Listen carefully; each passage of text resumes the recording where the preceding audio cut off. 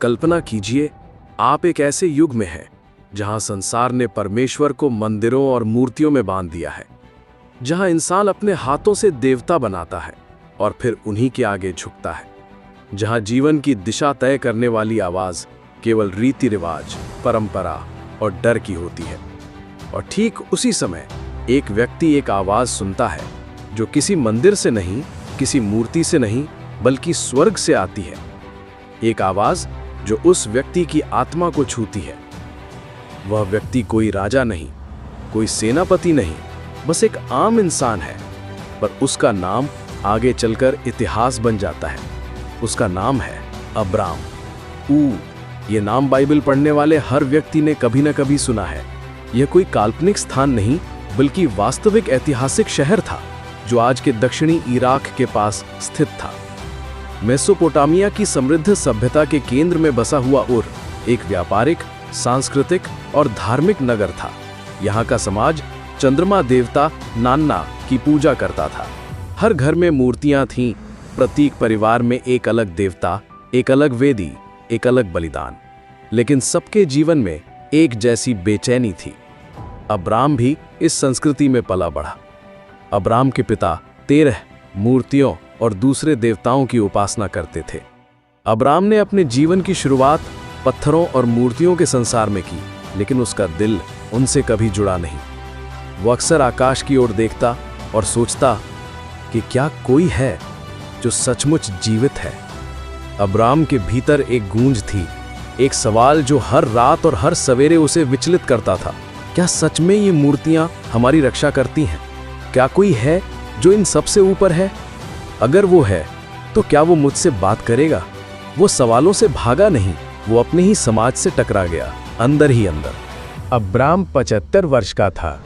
एक साधारण दिन के बाद की रात, शांत वातावरण और उसी बेचैनी के साथ अब्राम की नींद टूटी। परंतु इस बार ये बेचैनी भीतर से नहीं, ऊपर से आई थी। ये कोई स्वप्न नहीं, कोई कल्पना नहीं, ये आवाज थी परमेश्वर की। अब्राम, अपने देश से निकल जा, अपने पिता के घर और अपने लोगों को छोड़ दे। उस देश की ओर चला जा जिसे मैं तुझे दिखाऊंगा। मैं तुझे एक बड़ी जाति बनाऊंगा, तेरा नाम महान करूंगा और तू आशीष का कारण बनेगा। ये शब्द कोई आदेश नहीं थे, ये एक निमंत्रण थे, एक अज्ञात यात्रा की ओर। ध्यान दीजिए, परमेश्वर ने अब्राम को ना तो उस देश का नाम बताया, न कोई नक्शा, न कोई समय सीमा। उन्होंने सिर्फ कहा, निकल और मैं तुझे दिखाऊंगा। यहां से अब्राम की जीवन एक नक्शाहीन यात्रा बन गया। एक ऐसी यात्रा जिसमें न केवल मंजिल दिख रही थी, बल्कि सिर्फ वायदा था। अब्राम के लिए यह कदम आसान नहीं था। परमेश्वर की पुकार पर चलने का मतलब था अपने घर को छोड़ना, अपने पिता की जड़ें छोड़ना, अपने शहर की प्रतिष्ठा त्यागना और अंधकार की ओर आगे बढ़ना। अब्राम ने सारी बात अपनी पत्नी सारेह को बताई। सारेह सुंदर, संवेदनशील और बांझ थी। सारेह के जीवन में भी अधूरापन था। एक स्त्री के लिए सबसे बड़ा दुख होता है संतान का अभाव। लेकिन सारेह ने कहा कि जहां तू जाएगा, मैं भी तेरे साथ चलूंगी। तू जिस परमेश्वर पर विश्वास करता है, मैं भी उस पर भरोसा करती हूं। ऊर से चलकर अब्राहम और उसका परिवार हारान पहुंचा। यहां व्यापार का अवसर मिला, जीवन फिर से व्यवस्थित होने लगा। लेकिन यहीं पर एक झटका लगा। जब अब्राम के पिता तेरह 205 वर्ष का हुआ, तब हारान देश में उसकी मृत्यु हो गई। मृत्यु का यह अनुभव अब्राम के लिए भावनात्मक भी था और निर्णायक भी। और फिर परमेश्वर की आवाज दोबारा आई, अब्राम, ये मंजिल नहीं है, तुझे जहां पहुंचना है वो आगे है। अब्राम ने फिर तंबू समेटा, क्योंकि वो जानता था विचार का ठहराव विश्वास की मंजिल नहीं है। अब्राम कन्नान पहुंचा। यहाँ के निवासी अलग थे, कन्नानी। ये जमीन उसके लिए नहीं थी। फिर भी परमेश्वर ने कहा कि तेरे वंश को ये भूमि दूंगा। अब्राम के पास न संतान थी, न उत्तराधिकारी। फिर भी उसने संदेह नहीं किया। उसने वहां एक वेदी बनाई, प्रेम, समर्पण और वफादारी का प्रतीक। कन्नान में अकाल पड़ा।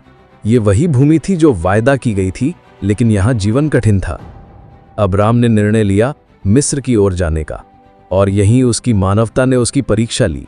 फिर ऐसा हुआ कि मिस्र के निकट पहुंचकर उसने अपनी पत्नी सारेह से कहा, सुन, मुझे मालूम है कि तू एक सुंदर स्त्री है, और जब मिस्री तुझे देखेंगे तब कहेंगे कि ये उसकी पत्नी है, इसलिए वे मुझको तो मार डालेंगे पर तुझको जीवित रख लेंगे। अतः ये कहना, मैं उसकी बहन हूँ, जिससे तेरे कारण मेरा कल्याण हो और मेरा प्राण तेरे कारण बचे। डर ने उसे झूठ बोलने पर मजबूर किया। सारेह को फिरौन के महल में ले जाया गया। अब्राम को धन, पशु और सम्मान मिला, लेकिन उसकी आत्मा डर से कांप रही थी। तब यहोवा ने फिरौन और उसके घराने पर अब्राम की पत्नी सारेह के कारण बड़ी बड़ी विपत्तियां डाली। तब फिरौन ने अब्राम को बुलवाकर कहा, तूने मेरे साथ ये क्या किया?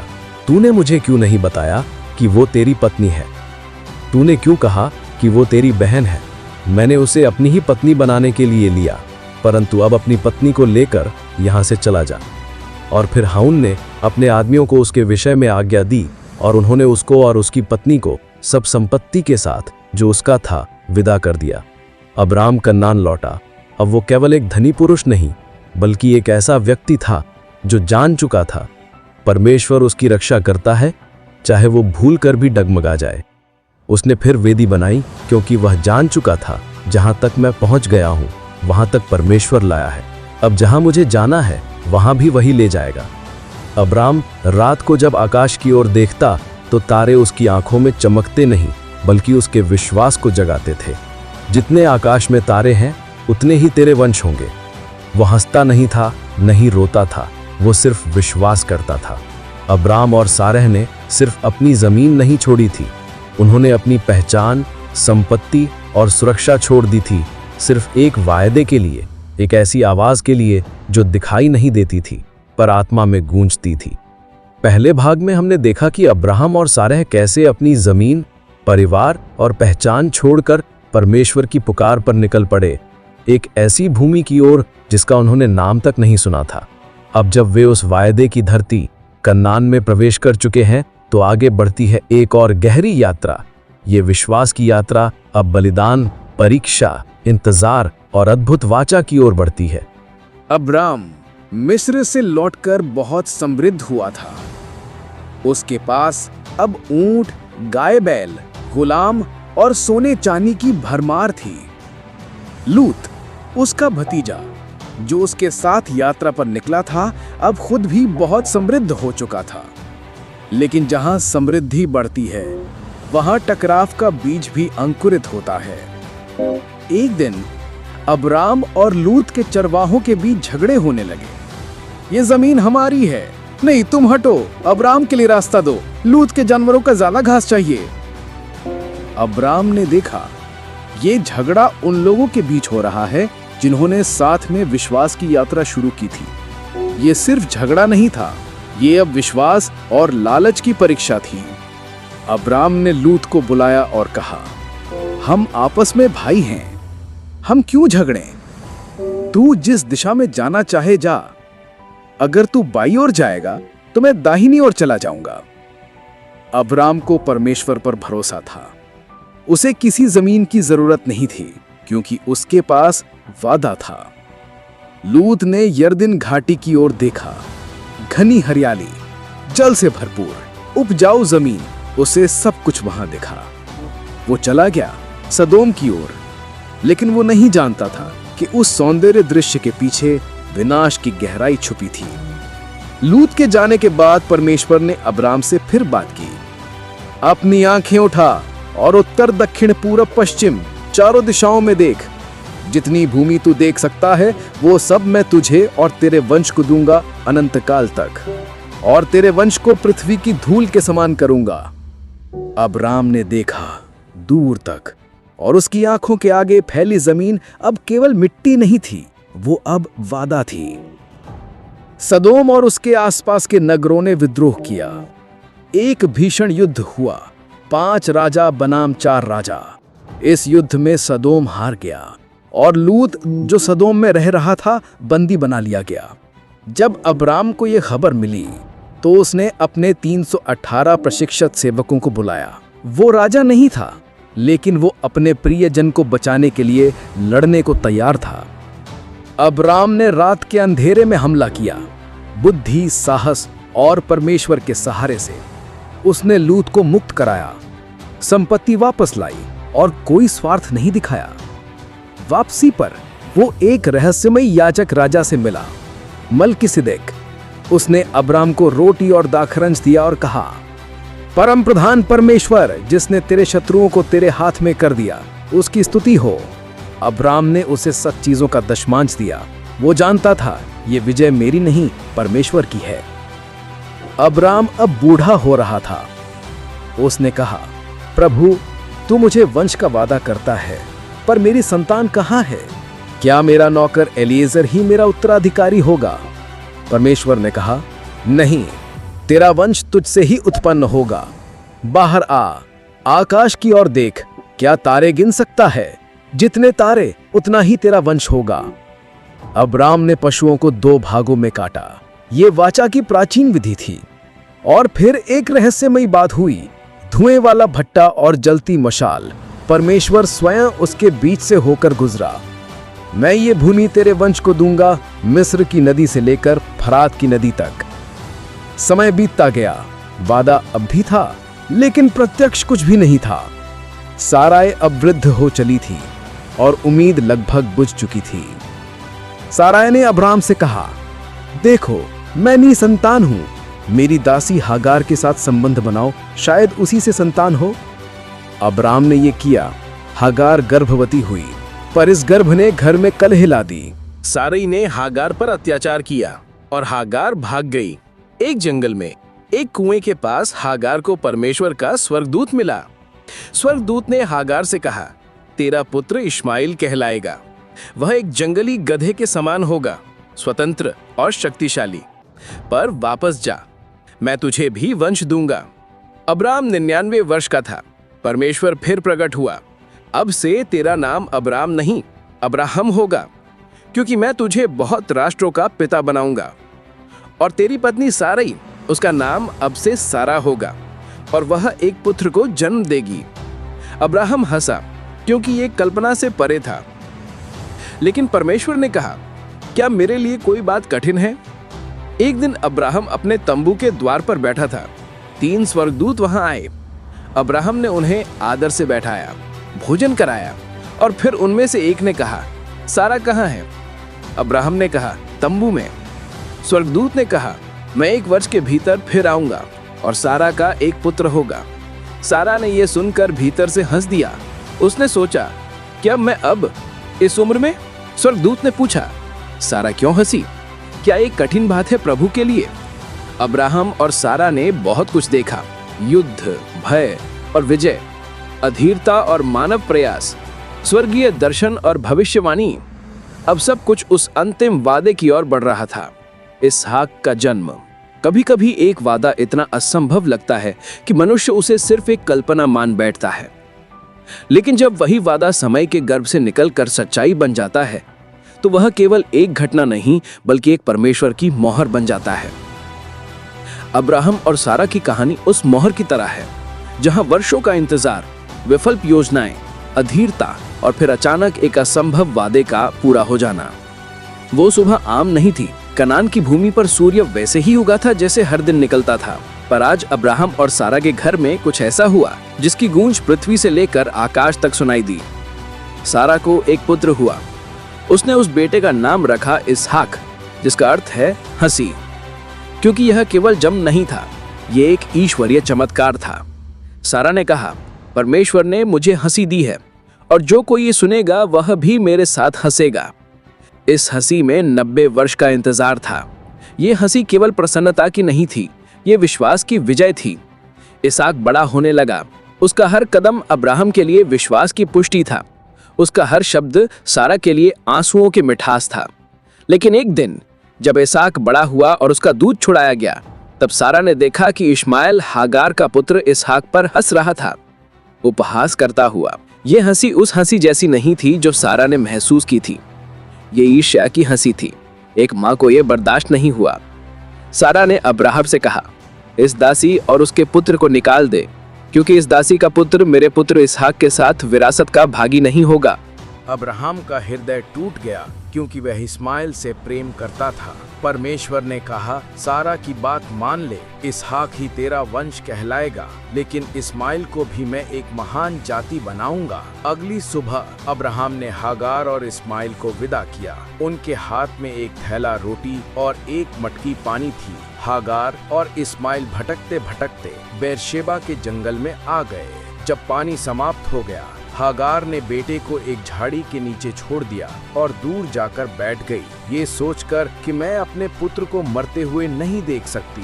तभी स्वर्गदूत की आवाज आई, हे हागार, तू क्यों रो रही है? परमेश्वर ने लड़के की आवाज सुनी है, उठ उसे पकड़, क्योंकि मैं उससे एक महान जाति बनाऊंगा। फिर हागार की आंखें खुली, वहाँ एक कुआं था। इस्माइल बच गया और बढ़ा और अरबों का पूर्वज बना। एक दिन परमेश्वर ने अब्राहम को पुकारा, अब्राहम, अपने पुत्र, अपने इकलौते पुत्र इसहाक को, जिसे तू प्रेम करता है, उसे मोरिया देश में ले जा और वहाँ उसे एक पर्वत पर, जो मैं तुझे दिखाऊंगा, होम बलि चढ़ा। ये वचन अब्राहम की आत्मा को चीरने वाला था। जिस बेटे के लिए मैंने जीवन भर इंतजार किया, वही अब मुझसे मांगा जा रहा है। लेकिन अब्राहम चुप था। अगली सुबह बिना किसी बहस, बिना किसी विलंब के वो उठकर निकल पड़ा। 3 दिन तक अब्राहम, इसहाक, 2 सेवक और एक गधा यात्रा पर चले। अब्राहम के मन में हर पल एक युद्ध चल रहा था। क्या मैं ये कर पाऊंगा? उसके पास चाटू था, लकड़ी थी, आग थी, लेकिन मन में एक उम्मीद थी, यहोवा कुछ करेगा। तीसरे दिन जब वे पर्वत के पास पहुंचे, अब्राहम ने सेवकों से कहा, हम दोनों जाकर दंडवत करेंगे और लौट आएंगे। इसहाक ने पूछा, पिता, लकड़ी और आग तो है, पर होम बलि का भेड़ कहाँ है? अब्राहम ने कहा, बेटा, परमेश्वर स्वयं भेड़ देगा। अब्राहम ने वेदी बनाई, लकड़ी को सजाया और अपने पुत्र को बांध दिया। इसहाक ने विरोध नहीं किया। शायद वह समझ चुका था या फिर उसे अपने पिता के विश्वास पर भरोसा था। अब्राहम ने चाकू उठाया, आकाश थम गया, धरती कांप उठी और तभी स्वर्ग से आवाज आई, अब्राहम, अब्राहम। अब्राहम ने स्वर्गदूत से कहा, देख, मैं यहाँ हूँ। स्वर्गदूत ने कहा, उस लड़के पर हाथ मत बढ़ा और न उसे कुछ कर, क्योंकि तूने जो मुझसे अपने पुत्र, वरन अपने इकलौते पुत्र को भी नहीं रख छोड़ा। इससे मैं अब जान गया कि तू परमेश्वर का भय मानता है। तब अब्राहम ने आंखें उठाई और क्या देखा कि उसके पीछे एक मेंढा अपने सींगों से एक झाड़ी में फंसा हुआ है। अतः अब्राहम ने जाकर उस मेंढे को लिया और अपने पुत्र के स्थान पर होम बलि करके चढ़ाया। अब्राहम ने उस स्थान का नाम यहोवा यिरे रखा। इसके अनुसार आज तक भी कहा जाता है, यहोवा के पहाड़ पर प्रदान किया जाएगा। सारा तो 127 वर्ष की आयु को पहुंची और जब सारा की इतनी आयु हुई तब वे किर्यात अर्बा में मर गई। ये स्थान कनन देश में है और हेब्रोन भी कहलाता है। अब्राहम का हृदय टूट गया। वो रोया, विलाप किया, पर उसने उसका अंतिम आदर भी उसी श्रद्धा से किया जैसे उसने सब कुछ किया। अब्राहम ने हित्थियों से एक गुफा मकपेला खरीदी। ये कनन में उसकी पहली संपत्ति थी। वो जमीन जिसे वादा किया गया था, अब वहाँ उसकी पत्नी को दफना दिया गया।